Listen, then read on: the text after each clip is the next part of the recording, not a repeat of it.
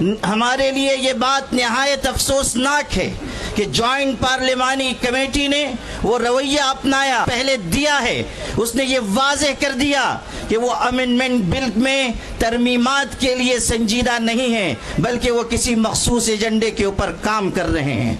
ہماری طرف سے یہ بات جب کہی گئی کہ ہم اس سلسلے میں آگے بڑھیں گے اور احتجاج ہو سکتا ہے اور یہ بھی ممکن ہے کہ شاہین باغ کی طرز پر کوئی احتجاج کیا جائے، تو کہنے والے ایک شخص نے کہا کہ جلیان والا باغ کو نہیں بھولنا چاہیے، ہم ان کو یہ یاد دلانا چاہتے ہیں. ڈائر کے راستے پر چلنا چاہتے ہیں تو سن لیجئے، آپ کی گولیاں کم پڑ جائیں گی، ہمارے سینے کم نہیں پڑیں گے.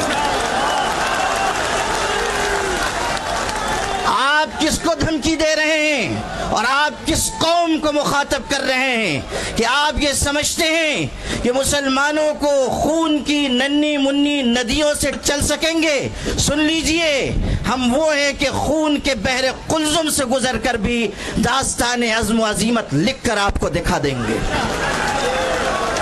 میرے بھائیوں، آج یہ بات کی جا رہی ہے کہ نہ دیں گے. اس وقت کیا ہوا تھا میں یاد دلانا چاہتا ہوں. جب گولیاں چلائی گئیں تو وہاں پر ہندو بھائیوں کی، سکھوں کی، مسلمانوں کی لاشیں ایک دوسرے کے ساتھ ملی ہوئی پڑی ہوئی تھی. آج بھی ہم اسی راستے پر ہیں اور آپ اگر انگریز کے راستے پر جانا چاہتے ہیں تو سن لیجئے، اتیاچار کرنے والے کبھی اس دنیا میں عافیت کے نہیں گزار سکتے. اگر آپ انگریزوں کا راستہ چننا چاہتے ہیں تو سمجھ لیجئے کہ آپ کا انجام بھی وہی ہوگا جو انگریزوں کا انجام ہوا تھا. آل انڈیا مسلم پرسنل لا بورڈ اس ملک کے مسلمانوں کا سب سے متحدہ اور مشترکہ پلیٹ فارم ہے.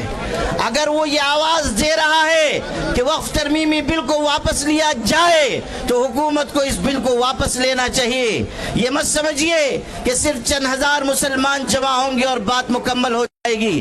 آل انڈیا مسلم پرسنل لا بورڈ آواز دے گا تو پورے ملک کے مسلمان بلکہ انصاف پسند شہری مسلم پرسنل لا بورڈ کی آواز کے ساتھ آواز ملائیں گے. اس لیے آپ سب بھی اس بات کا ہاتھ اٹھا کر عزم کیجئے کہ مسلم پرسنل لا بورڈ جس تحریک کا بھی اعلان کرے گا آپ سب اس کا بھرپور طریقے سے ساتھ دیں گے. آپ اس روزے کی حالت میں اس بات کا عزم کیجئے کہ ہم انشاءاللہ اپنے حقوق کی اپنے حقوق کی لڑائی آخری سانس تک لڑتے رہیں گے. اس حقیقت کو ہمیشہ یاد رکھیے کہ اپنے حقوق کی آواز جتنی دیر سے اٹھائی جاتی ہے اتنی ہی زیادہ قربانیاں دینی پڑتی ہیں. اس لیے اگر آج ہم آئے ہیں تو اپنے اندر ایک قربانی کا جذبہ بھی پیدا کریں اور یہ پیغام پورے ملک تک پہنچائیں کہ ہمیں اس ملک کو بھی بچانا ہے، اس ملک میں محبت کے پیغام کو بھی عام کرنا ہے اور سب کو ساتھ لے کر ہمیں اس سمت میں جانا ہے جس میں ملک کا بھی بھلا ہو اور ہماری ملت کا بھی بھلا ہو.